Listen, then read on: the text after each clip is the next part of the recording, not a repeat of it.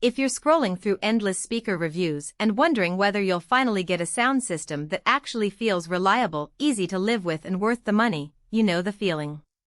You're not looking for a list of specs that sounds impressive on paper. You want to hear how the speakers behave when you're binge-watching a series, throwing a low-key dinner party, or just playing a vinyl record on a lazy Sunday morning.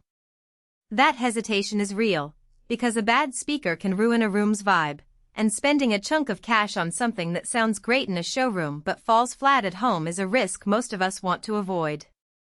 Link is in the description if you want to check the product details on Amazon.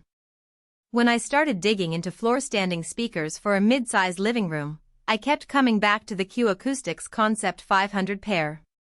The brand has built a reputation for delivering balanced, clean audio without the aggressive highs or boomy lows that can make a space feel uncomfortably loud. What's more, the Concept 500 comes in a subtle white finish with a light oak grille that blends nicely with modern decor, so it doesn't look like an afterthought in the room. First, let's talk about who this speaker actually fits. If you have a listening area of about 12 to 18 square meters, think a typical living room or a medium home theater, and you're looking for a set that can handle dialogue clarity, movie-style surround effects, and music that doesn't need a dedicated subwoofer to feel full, the Concept 500 is worth a look. These towers deliver a full-range output that can fill the space without overwhelming the neighbors, which makes them a solid choice for apartment dwellers who can't blast the volume to the max. On the flip side, if you have a massive open-plan loft or a home theater that relies on a true 5.1 or 7.1 setup with dedicated lows, you'll probably feel the lack of a deeper bass extension, and there you might want to consider larger floor standers or add a standalone sub. The first practical strength I noticed is the quiet cabinet design. Unlike some floor-standing speakers that resonate and produce an audible hum when you turn them on, the Concept 500 sealed cabinet keeps those internal vibrations to a minimum. In real life, that translates to clean background listening, no stray rattles when the bass hits a low-frequency drum beat, and no annoying buzz that can bleed into a quiet movie scene. This quietness is especially valuable if you enjoy late-night listening in a shared apartment. The speakers stay discreet while still offering a satisfying volume level. Another real-world benefit is the no interference claim. In practice, this means the speakers maintain a consistent soundstage even when you have other electronic devices nearby. Think Wi-Fi routers, smart TVs, or a gaming console.